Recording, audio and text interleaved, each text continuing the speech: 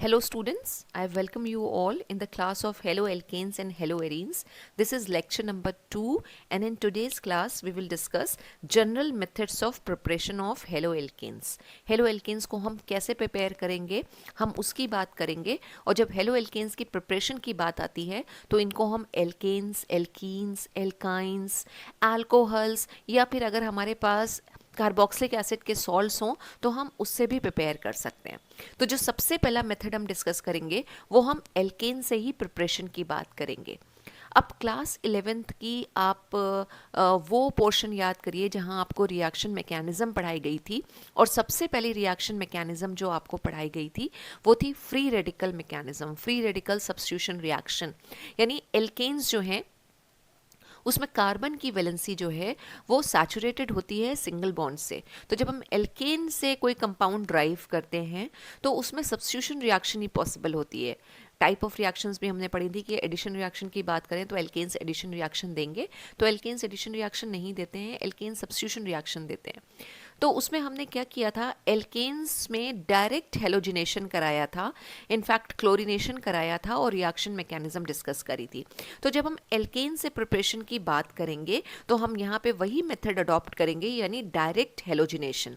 Direct halogenation का मतलब है कि सीधे हम क्या करें, हेलोजन का मॉलिक्यूल ले लें और उसको एल्केन के साथ रिएक्ट कराएं तो हमें एल्काइल हैलाइड मिल जाएगा। तो इसमें जो मेथड आता है एल्केन से बनाने का वो है डायरेक्ट हेलोजिनेशन मेथड। अब हेलोजन्स हमारे क्या हैं और उनकी रिएक्टिविटी का ऑर्डर क्या रहेगा, तो the reactivity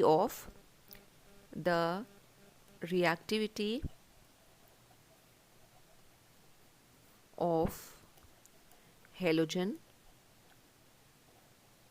decreases in the order,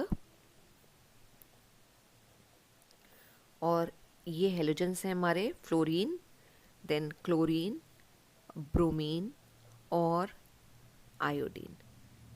तो ये हेलोजन की रिएक्टिविटी का ऑर्डर है। इस तरह से फ्लोरीन से आयोडीन की तरफ रिएक्टिविटी डिक्रीज करेगी। अब जब हमें डायरेक्ट हेलोजिनेशन कराना है तो हमने एक एल्केन लिया और एल्केन में से बेसिकली होता क्या है, हाइड्रोजन निकल जाएगा। जब हम उसकी रिएक्शन किसी भी हेलोजन के साथ करेंगे, ये हेलोजन कि हम X से रिप्रेजेंट करते हैं, तो ये इसका एक जनरल फॉर्मूला आ गया। तो किसी भी हेलोजन के साथ जब हमने इसको इस तरह से रिएक्ट कराया तो एक हाइड्रोजन निकल जाएगा और ये हमारे पास R इज़ फॉर एल्काइल और X जो है यहाँ पे हेलाइड होगा, एक एल्काइल हेलाइड हमें मिल जाएगा, एल्काइल हेलाइड। और जो हाइड्रोजन यहाँ से निकलेगा वो एक हेलोजन एटम के साथ कंबाइन करेगा और HX यानी कि हेलोजन एसिड बनेगा। डायरेक्ट हेलोजिनेशन के लिए, फ्री रेडिकल मैकेनिज्म के लिए कंडीशन क्या है कि जो रिएक्शन होती है वो होती है इन प्रेजेंस ऑफ सनलाइट। जो सनलाइट भी है ये डिफ्यूज सनलाइट कहलाती है कि डिफ्यूज सनलाइट के प्रेजेंस में होगी। और मैकेनिज्म की बात करें अगर कौन सी मैकेनिज्म से ये प्रोसीड करेगी रिएक्शन, तो मैकेनिज्म जो इसमें चलती है वो है free radical substitution reaction. Free radical substitution reaction जो आप क्लास 11th में पढ़ चुके हैं। अब इस रिएक्शन का एक डिसएडवांटेज है। इस रिएक्शन का क्या डिसएडवांटेज है कि ये रिएक्शन जब प्रोसीड करती है तो इसमें हमें मिक्सचर अवेलेबल होता है, यानी कि हेलो एल्केन का मिक्सचर्स मिलेंगे और उन मिक्सचर्स को लेबोरेटरी में सेपरेट करना कोई इजी टास्क नहीं है। इसलिए जब हमें अगर हेलो एल्केन्स को प्रिपेयर करना है लैब में तो फिर इस रिएक्शन को यूज़ नहीं किया जाता है। अगर हम इस रिएक्शन का एक एग्जाम्पल लेके चलें जो हमने पढ़ा भी है कि मीथेन का क्लोरीनेशन, तो मीथेन का क्लोरीनेशन अगर हम करेंगे तो हमें पता है पहले जब रिएक्शन होगी जो फर्स्ट स्टेप होगा उसमें हमें मिलेगा CH3Cl मिथाइल क्लोराइड। उसके बाद फर्दर जब हम इसको रिएक्शन करा रहे हैं Cl2 और H न्यू के साथ तो we will get CH2Cl2, right. And फिर क्लोरीनेशन कराएंगे इन प्रेजेंस ऑफ सनलाइट तो CHCl3 आ जाएगा जिसको हम क्लोरोफॉर्म भी बोलते हैं। और उसके बाद फिर हमें मिलेगा, यानी चारों हाइड्रोजन सब्स्टिट्यूट हो जाएंगे by Cl atom and we will get CCl4। तो यू कैन सी कि जब हम एल्काइल हैलाइड की बात करते हैं तो ये मिथाइल क्लोराइड भी एक एल्काइल हैलाइड है, और यहाँ क्लोरोफॉर्म तक भी हमें क्या मिल रहा है, एक एल्काइल हैलाइड मिल रहा है, और कार्बन टेट्राक्लोराइड भी जो है वो एक एल्काइल हैलाइड है। तो एक मिक्सचर ऑब्टेन हो रहा है। तो मिक्सचर का सेपरेशन, यानी सबको अगर हम सेपरेट करें तो वो थोड़ा सा एक डिफिकल्ट टास्क है, जिसकी वजह से इस रिएक्शन को प्रेफर नहीं किया जाता है। तो ये तो मीथेन के साथ आ गई इसकी रिएक्शन। अब यही अगर हमारे पास इथेन है, C2H6, राइट, और उसका अगर हम क्लोरीनेशन करा रहे हैं तो इथेन बेसिकली क्या है, एक सिमेट्रिकल एल्केन है, कुछ ये स्ट्रक्चर होगा, एक सिमेट्रिकल एल्केन है। वो सिमेट्रिकल एल्केन है तो Cl जो है वो किसी भी एक हाइड्रोजन को हटा के उसके साथ हम Cl एटम लगा देंगे तो कुछ ये स्ट्रक्चर हमें मिल जाएगा, CH3 CH2 Cl, जिसको हम क्लोरोइथेन भी बोल सकते हैं, मेजर प्रोडक्ट की तरह मिलता है, प्लस HCl। लेकिन अगर हमारे पास एक ऑड नंबर वाला एल्केन हो, जैसे फॉर एग्जांपल अगर हमारे पास प्रोपेन है, CH3 CH2 और CH3, राइट, तो हमें इसमें मेजर और माइनर प्रोडक्ट्स क्या मिलेंगे अगर हम क्लोरीनेशन करा रहे हैं। सनलाइट तो रहेगी ही रहेगी, डिफ्यूज सनलाइट यहाँ पे भी और यहाँ पे भी। तो जो मेजर प्रोडक्ट आएगा वो होगा CH3 CH Cl और CH3, यानी कि जो 2 क्लोरो और प्रोपेन बन रहा है वो मेजर है, प्लस 1 क्लोरोप्रोपेन भी बनेगा जिसका स्ट्रक्चर होगा CH3 CH2 CH2 Cl। This is 1 chloropropane, 1 chloropropane, ये माइनर की तरह मिलेगा। दिस विल बी मेजर, और मेजर और माइनर में भी कोई बहुत ज़्यादा डिफरेंस नहीं है। जब मेजर की बात करते हैं तो 55% है, और 1 क्लोरोप्रोपेन जो मिल रहा है वो माइनर है, एंड दिस इज रिमेनिंग 45% आ जाएगा, राइट। अब यहाँ पे 2 chloropropane as a major product क्यों ऑब्टेन हो रहा है उसको समझ लेते हैं।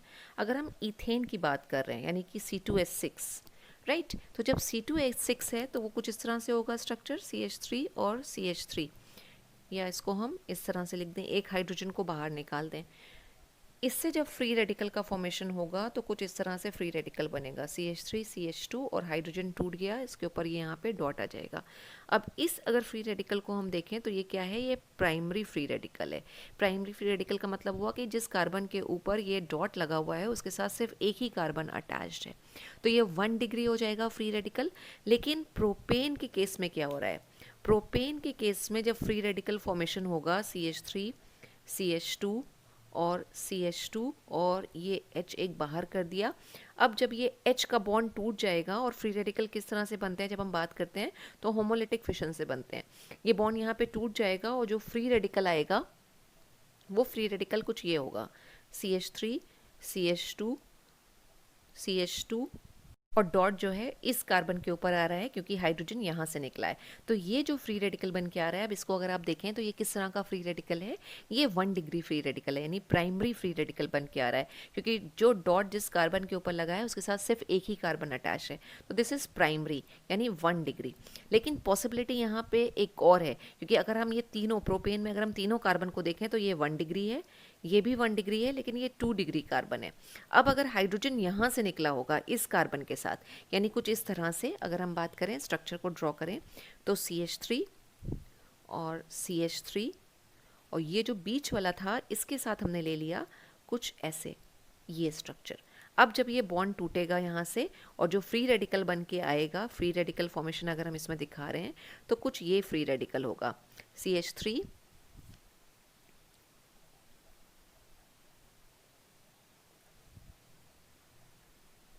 और ये H और इस कार्बन के ऊपर डॉट। अब ये जो फ्री रेडिकल के बन के आया है ये है 2 डिग्री। और फ्री रेडिकल की जब हम बात करते हैं स्टेबिलिटी की, तो ऑर्डर जो आता है stability of free radical, stability of free radical वो आता है 3 डिग्री, 2 डिग्री और 1 डिग्री, यानी 3 डिग्री जो है वो सबसे ज़्यादा होता है। ठीक है, ये देखिए 2 CH3 ग्रुप लगे हुए हैं तो प्लस आई इफेक्ट लग जाएगा। सेकेंडरी जो है वो प्राइमरी से ज़्यादा स्टेबल होगा, तो अगर सेकेंडरी प्राइमरी से ज़्यादा स्टेबल आ रहा है तो जो मेजर प्रोडक्ट यहाँ पे आएगा वो मेजर प्रोडक्ट 2 क्लोरोप्रोपेन बनेगा। 1 क्लोरोप्रोपेन भी बन रहा है, 45% बन रहा है, थोड़ा सा कम है, हम उसको माइनर प्रोडक्ट कह रहे हैं। अब ये भी ऑलमोस्ट बराबर बराबर क्यों बन रहा है, 45% के करीब क्यों बन रहा है, तो उसको भी अगर हम समझे तो यहाँ पे आप देखिए यहाँ पे क्या हो रहा है। बेसिकली हाइड्रोजन हटता है और क्लोरीन आटम लगता है जब हम क्लोरीनेशन या हैलोजिनेशन की बात करते हैं। तो यहाँ कार्बन के साथ अगर हम 1 डिग्री देखें, 3 हाइड्रोजन है यहाँ से और 3 हाइड्रोजन यहाँ से 1 डिग्री कार्बन के साथ हट सकते हैं। यानी जो बनने के 1 क्लोरोप्रोपेन बनने के या हाइड्रोजन के हटने के यहाँ पे 6 रास्ते हो गए, 3 इधर हाइड्रोजन 3 इधर हाइड्रोजन। लेकिन जो 2 डिग्री कार्बन है उसके साथ सिर्फ 2 ही हाइड्रोजन लगे हुए। तो जो पॉसिबिलिटीज़ हैं कि हेलोजिनेशन होगा या फिर क्लोरीनेशन होगा वो 2 डिग्री के साथ कम हो रहा है, और पॉसिबिलिटी जो है वो इनके साथ ज़्यादा बढ़ रही है, राइट। तो पॉसिबिलिटी ज़्यादा होने की वजह से, भले ही स्टेबिलिटी नहीं है लेकिन पॉसिबिलिटी ज़्यादा होने की वजह से 1 क्लोरोप्रोपेन भी 45% के करीब बन जाता है। तो ये जो पहले मेथड की हम बात कर रहे हैं ये हम एल्केन्स से बना रहे हैं। क्या बना रहे हैं? Alkyl halide. और जो हमने मेथड की बात करी है वो है डायरेक्ट हेलोजिनेशन मेथड। तो डायरेक्ट हेलोजिनेशन का मतलब हम क्लोरीनेशन भी करा सकते हैं, हम ब्रोमिनेशन भी करा सकते हैं, हम आयोडिनेशन भी करा सकते हैं। तो अभी जो हमने ये चीज़ समझी है वो है क्लोरीनेशन। अब ब्रोमिनेशन को देख लेते हैं। जब हम ब्रोमिनेशन की बात करते हैं तो ब्रोमिनेशन में ब्रोमीन के साथ Br2 के साथ रिएक्शन कराएंगे, हीट प्रोवाइड कराएंगे, रिएक्शन होती है, लेकिन ये रिएक्शन जो है अपने आप में एक स्लो रिएक्शन है। जो प्रोडक्ट बन के आएंगे वो प्रोडक्ट हमारे एल्काइल ब्रोमाइड्स होते हैं। इसी तरह से हम आयोडिनेशन भी करा सकते हैं, राइट। अब जब हम आयोडिनेशन की बात करते हैं यानी आयोडीन के साथ रिएक्शन कराना, तो बट ऑब्वियस है हमें प्रोडक्ट्स क्या मिलेंगे? एल्काइल आयोडाइड्स मिलेंगे। तो अगेन हमने एल्केन लिया, इसमें से एक हाइड्रोजन को हमें निकालना है और उसकी जगह पे आई फिट करना है। अब ये हमारा प्रोडक्ट बन के आ जाएगा R I. R is alkyl, I जो है वो आयोडाइड हो गया, और हाइड्रोजन और यहाँ पे आयोडीन मिलके बना लेंगे हाइड्रो आयोडिक एसिड या फिर हाइड्रोजन आयोडाइड। अब इस रिएक्शन के साथ थोड़ा सा एक प्रॉब्लम भी है, और इन दोनों रिएक्शन में जो हमने लिखा है यहाँ पे डिफरेंस भी है। ये रिएक्शन वन साइडेड है, एक ही डायरेक्शन में चल रही है, मतलब लेफ्ट टू राइट। लेकिन इस रिएक्शन को अगर हम देखें तो ये रिएक्शन रिवर्सिबल इन नेचर दिख रही है, यानी ये फॉरवर्ड डायरेक्शन में भी चलेगी, ये बैकवर्ड डायरेक्शन में भी चलेगी। ये रिएक्शन बैकवर्ड डायरेक्शन में क्यों चलने लगती है? उसका रीज़न है कि यहाँ पे जो HI बन के आ रहा है, ये HI अपने आप में बहुत ही स्ट्रॉन्ग रिड्यूसिंग एजेंट होता है। स्ट्रॉन्ग रिड्यूसिंग एजेंट है, आपने ग्रुप 17 पढ़ा है, ये प्रॉपर्टी आपने पढ़ी है कि रिड्यूसिंग कैरेक्टर जो है वो जब हम हाइड्राइड्स की बात करते हैं ग्रुप 17 की, तो वो टॉप टू डाउन ग्रुप में इंक्रीज करता है। तो हाइड्रोआयोडिक एसिड एक बहुत अच्छा रिड्यूसिंग एजेंट होने की वजह से क्या करेगा, ये वापस जो हमारा प्रोडक्ट बन रहा है एल्काइल आयोडाइड, ठीक है, इसको रिड्यूस कर देगा और खुद क्या होगा, ऑक्सीडाइज हो जाएगा, I2 में कन्वर्ट हो जाएगा, यानी ये रिएक्शन जो है वो रिवर्स डायरेक्शन में भी चलने लगेगी। तो अब हमें इस चीज़ को चेक करना है। चेक क्यों करना है? क्योंकि हमें तो एल्काइल हैलाइड्स चाहिए, हमें वापस रिएक्टेंट्स नहीं चाहिए। तो जब हम आयोडिनेशन कराते हैं, एल्केन्स का आयोडिनेशन कराने के लिए हम एक स्ट्रॉन्ग ऑक्सीडाइजिंग एजेंट भी साथ में यूज़ करते हैं। अब एक स्ट्रॉन्ग ऑक्सीडाइजिंग एजेंट जब यहाँ पे होगा तो वो क्या करेगा, इस रिड्यूसिंग एजेंट के साथ, यानी जो HI इस रिएक्शन में बन रहा है उसके साथ कुछ इस तरह से रिएक्शन देगा। हमने स्ट्रॉन्ग और OR का मतलब ऑक्सीडाइजिंग एजेंट लिया, जो हम ले लेते हैं आइदर HNO3 कहलाता है या फिर HiO3। HI प्लस अगर हमने HNO3 लिया है और कॉन्सेंट्रेटेड लेते हैं यहाँ पे, और कॉन्सेंट्रेटेड नाइट्रिक एसिड अगर यूज़ करते हैं तो आपको पता है वो किस में कन्वर्ट होता है, NO2 में, और H2O तो आना ही आना है, और जो HI है ये I2 में कन्वर्ट हो जाएगा। तो जो हमारे प्रोडक्ट्स यहाँ पे बन के आएंगे वो होगा NO2 plus H2O plus I2, ये प्रोडक्ट्स आएंगे। उसको जब हम बैलेंस करते हैं तो it will be 2HI plus 2HNO3 will give 2NO2 plus 2H2O, right, ये रिएक्शन आएगी। और अगर HiO3 के साथ रिएक्शन हो रही है तो HI जो है वो HiO3 के साथ रिएक्शन देगा, तो वी विल गेट, आयोडीन तो आना ही आना है, I2 प्लस और क्या आ सकता है, H और O ही बच रहा है हमारे पास यहाँ पे, तो H2O बन जाएगा। इस रिएक्शन को भी हम बैलेंस कर लें तो this is 5HI plus HiO3 will give 3I2 plus 6H2O, नहीं 3H2O, 3H2O आएगा, 6 हाइड्रोजन है, 5 इधर और एक इधर, 6H2O। तो आयोडिनेशन जो है वो हमेशा किसकी प्रेजेंस में होता है, आइदर HNO3 की प्रेजेंस में होता है या फिर HiO3 की प्रेजेंस में होता है। और क्यों होता है, उसका रीज़न क्या है, जस्ट बिकॉज कि जो HI बन रहा है वो स्ट्रॉन्ग रिड्यूसिंग एजेंट होने की वजह से क्या करेगा, एल्काइल आयोडाइड को वापस एल्केन्स में कन्वर्ट कर देगा। तो ये मेथड, फर्स्ट मेथड हमने डिस्कस किया जहाँ पे हम क्या कर रहे हैं, एल्केन से क्लोरीनेशन करा के, ब्रोमिनेशन करा के और आयोडिनेशन करा के हम एल्काइल आयोडाइड्स को ऑब्टेन कर रहे हैं। एक और हमारे पास क्लोरीनेटिंग एजेंट है जिसको हम कहते हैं सल्फ्यूरिल क्लोराइड। अगर हम सल्फ्यूरिल क्लोराइड के साथ रिएक्शन करा रहे हैं जिसका फॉर्मूला होता है SO2Cl2, H न्यू रहेगा और साथ में एक ऑर्गेनिक परऑक्साइड की भी हमें यहाँ पे ज़रूरत पड़ती है। जब हम रिएक्शन कंडीशन की बात करते हैं तो ऑर्गेनिक परऑक्साइड भी आएगा, राइट।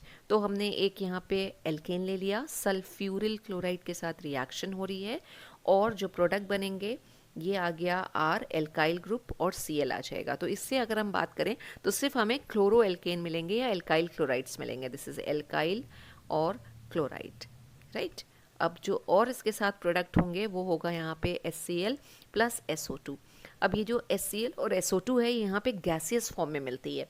तो ये दोनों गैसियस हैं, हमारे जो बाई प्रोडक्ट्स यहाँ पे मिल रहे हैं ये दोनों गैसियस फॉर्म में है। तो इट मीन्स जो हमें एल्काइल क्लोराइड मिलेगा उसकी प्योरिटी के चांसेस बढ़ जाएंगे, यानी काफ़ी हद तक हमको प्योर एल्काइल क्लोराइड मिल जाता है। इस रिएक्शन की यही एडवांटेज है कि एल्केन्स को सल्फ्यूरिल क्लोराइड के साथ रिएक्ट कराने पे we get alkyl chlorides and the by product are gases, therefore the alkyl chlorides are in much purer form. So this is the first method to prepare alkyl halides from alkanes. Thank you so much, students.